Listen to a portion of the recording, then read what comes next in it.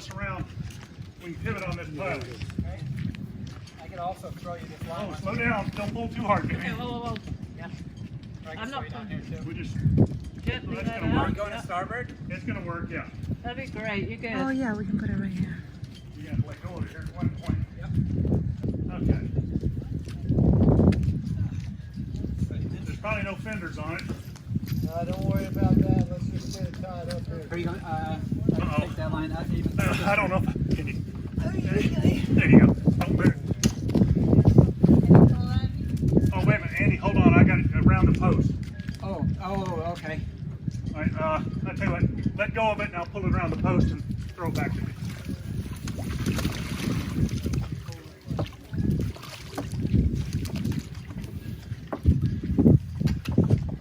Ready? Yep. There you go.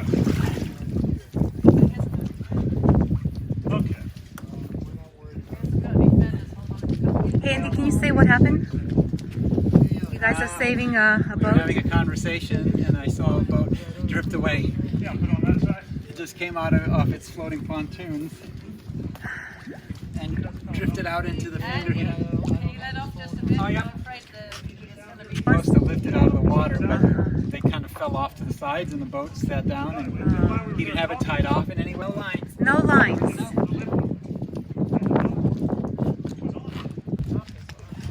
Just put some fenders. I don't know. We don't have any. Well, So there we are. Lisa didn't do anything. It didn't do anything that other No, boat. it No. came off of all the boats, so it didn't do any damage anywhere. It was Nothing. lucky Andy saw it, so... Did you see it, Andy? You saw it, Yeah, right? it was floating out. well. You both, I think both of them I saw just it. said, I'm not sure what I'm seeing. Am I really seeing a free boat? That boat? Is that boat just like free floating?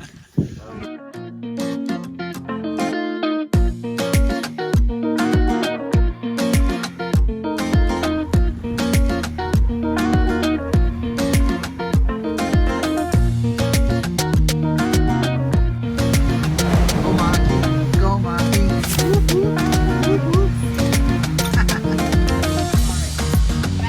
Ready? Go for it.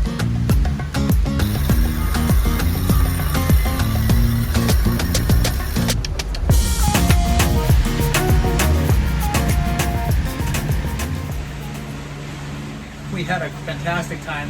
Loved hanging out at Hilton Head. We were on the north end of the island at Skull Creek Marina. Then we came around to the south-ish end of the island. We were at Palmetto Bay Marina. All the staff at both marinas, fantastic. Really nice marinas and facilities and service and all that stuff. But as you can tell with our hats, it has gotten a little bit cold. It's so cold. It's And, 38 degrees Look at last this. night. I haven't even shaved in like a couple days because I know. Okay. I'm looking a little salty, huh? Yes. Salty sailor. There you go. Anyway, our course is set direct to the entrance of St. Augustine, which is our destination.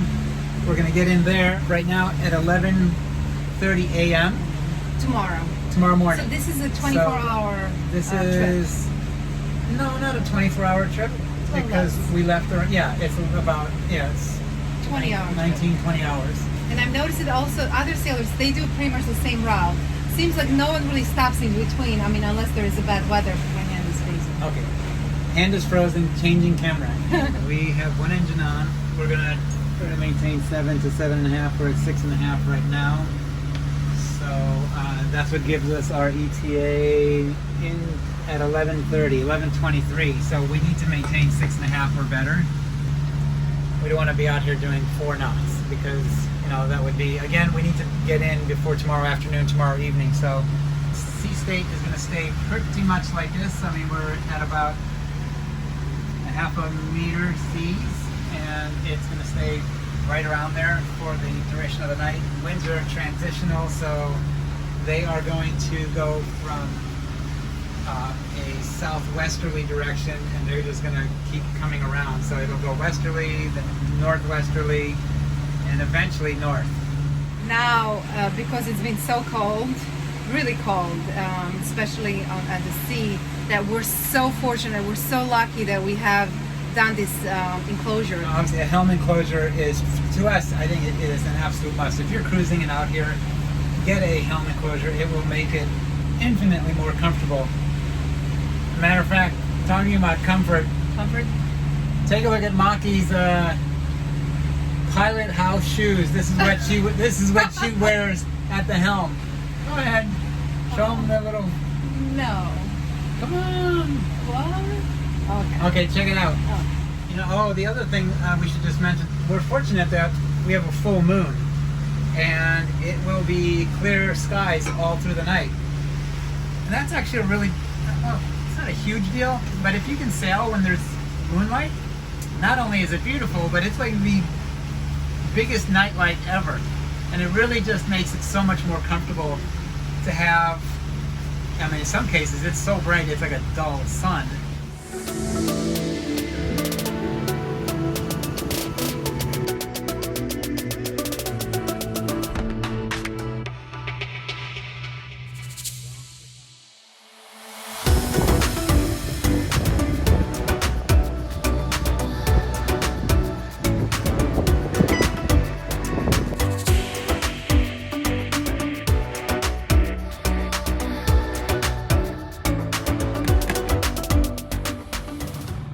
Hey Maki, did you see how? Oh, Good morning. Coffee.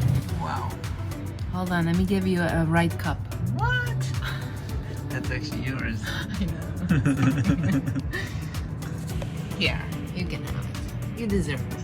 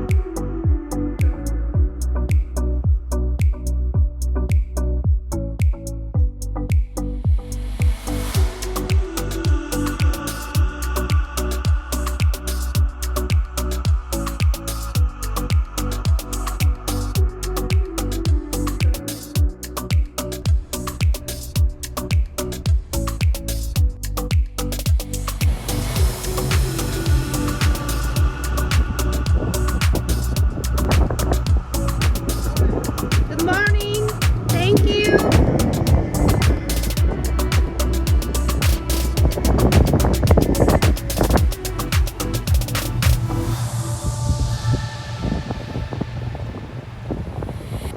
So it's 24 hours. How many miles? 174? No, it's like 165 total. That includes coming out of this channel, out of St. Augustine, and into That's roughly the the biggest anchorage. cross I've ever seen. What happened? That's the biggest cross I've Oh, ever that's probably 2 canoes right there Oh. with the white and green paddleboard.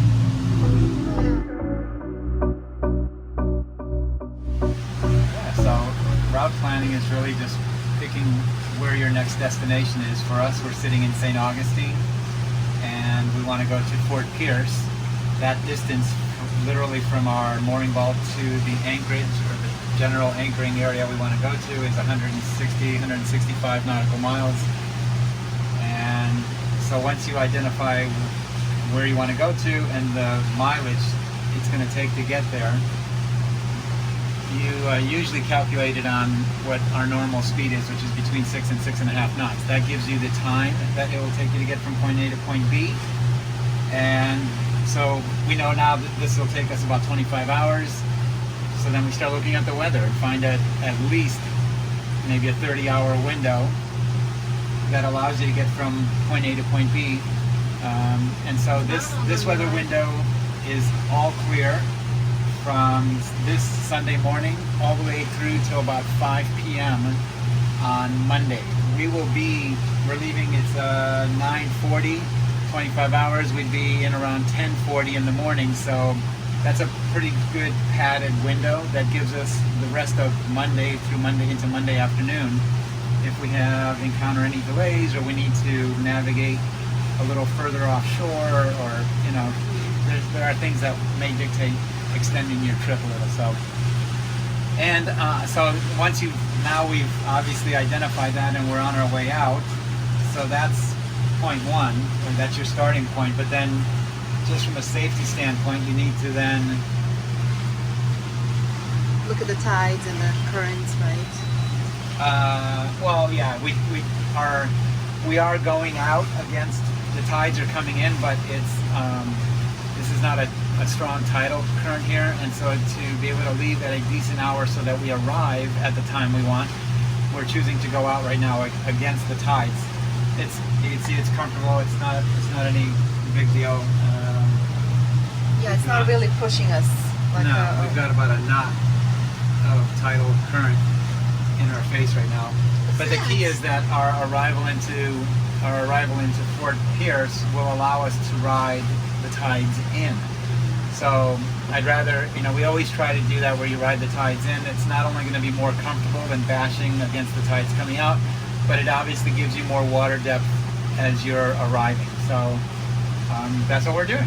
So we're leaving St. Augustine at 9:40 in the morning. We will be arriving into Fort Pierce around 10:40, let's just say 11 o'clock on the high side. And the sea state is going to be very flat, and it's because the winds are going to be less than 6 knots.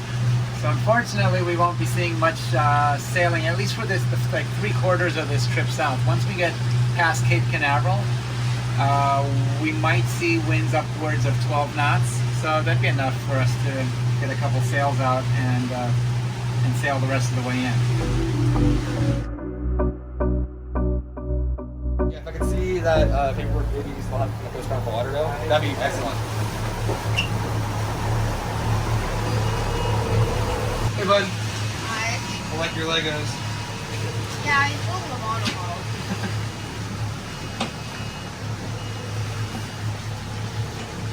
Where are you guys headed to? Fort Pierce, and then we're working our way back to Fort Lauderdale. Okay.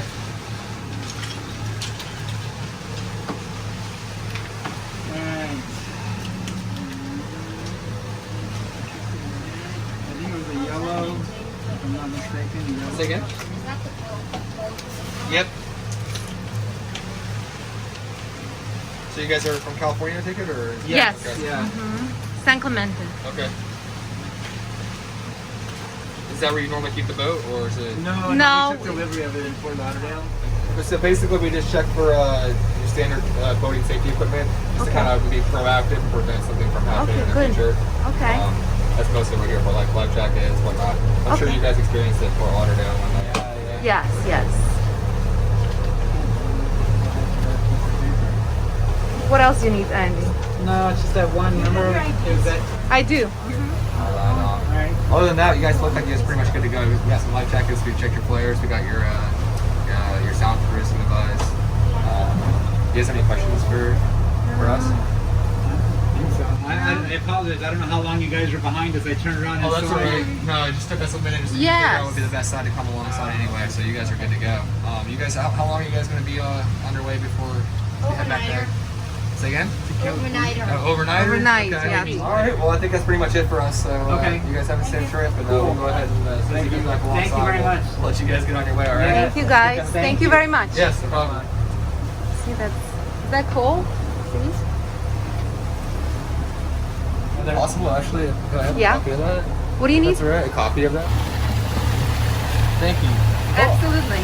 Gotta love Apple. Yeah. All right. Makes it easy. Yeah.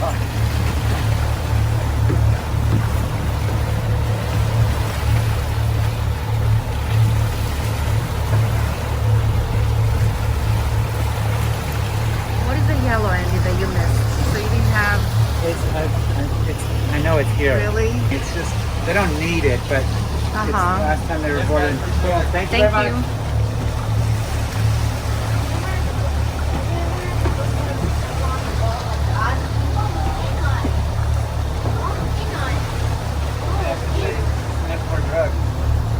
Oh, how did they sniff? Did they sniff it? Yeah, there's a canine. No, but up in the dogs on the hose. No, Mama, that's a German Shepherd. That was a mix of immigration, It's a little low. U.S. Coast Guard, That's immigration too? Yeah, they had a variety of different officers on board. They're going to ask you for safety equipment. They want to see that, you know, you do have flares and all those things. Make sure that the equipment is not outdated. Make sure you have life vests. I have one binder that has everything in it specifically, not just for Coast Guard boarding, but just so we have our registration, insurance, like all our paperwork in one boat binder. If you see them or when you see them behind you, don't panic. I did slow down our speed. We were at almost 7 knots and we dropped down to 5. Then you just leave it there. Maintain that speed. Keep it on a course heading with autopilot. Unless they tell you otherwise, they will match your boat speed. The driver that is driving their vessel is very well trained in this, and so they'll keep their boat at a constant speed so their co-workers and staff can get on and off. So anyway, that's it. The excitement's over. We continue on to Fort Pierce.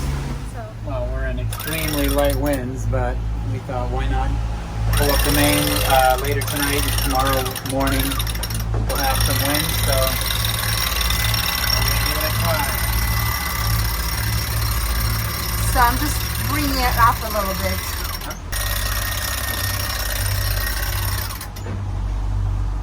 So now I need a little,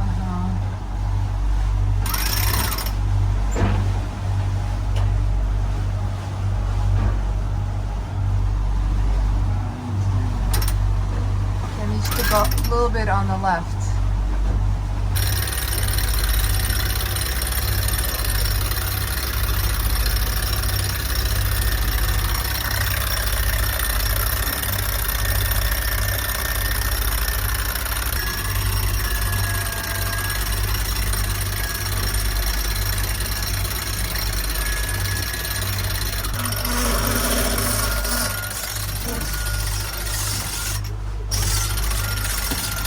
You want to center it, or it is centered? You just hold this for a second. I'm just gonna let it down. So I'm just gonna let this and bring it a little bit. What do you got? I don't know. Anything, tuna, Maki. No bonitos. No. All right, well, keep going.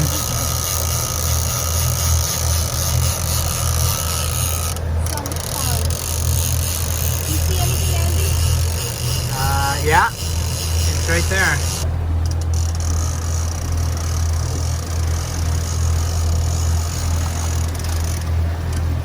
That's a moorhead. That's a moorhead. What'd you get? What'd you get? A moorhead! Well, actually, I don't know. What'd you catch? We got it. It's the king. Oh, king mackerel. Yes. Look at that. Wow, that's a beautiful fish. And I got this new tube. So once I take this off, I can actually I can measure it Yep. as well. Nice and look Yep. clean. You know, Yep. there's no blood. Look how pretty this is. So this is a king mackerel, right? Yeah, I mean it does look like a barracuda first. But it's a nice, it's awesome, yeah. You happy you caught something other than a bonita? Look, it's such a good night.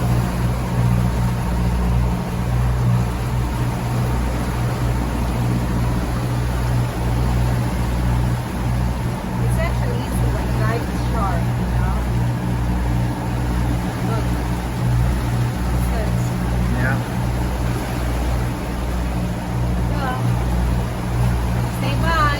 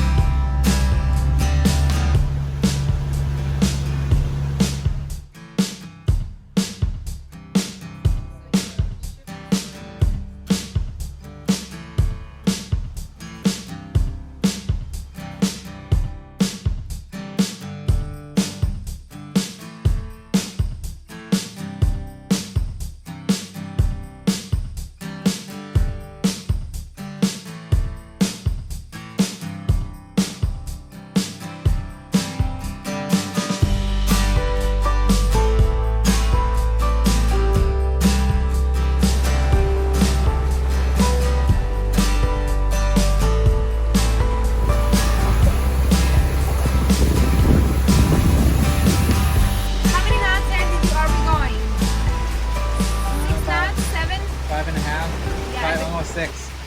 You would think that we are actually underway. But we're not. Maki's sitting there rinsing off the boat. And this is what it's like being in a marina. Where are we? Fort Pierce. Sorry, we just sailed all night. We just sailed all through the night from St. Augustine, and I have yet to actually sleep. So anyway, look at this. Look at the current here. This is the tides rolling out. So this, my friends, is why you really need to know how to cleat your lines, know a couple knots, the old bowline, and a few others, the cleat hitch, because just because you're sitting in a marina doesn't mean that you're not going to see some crazy stuff. This is, I don't know, 3-4 knots, I'm guessing.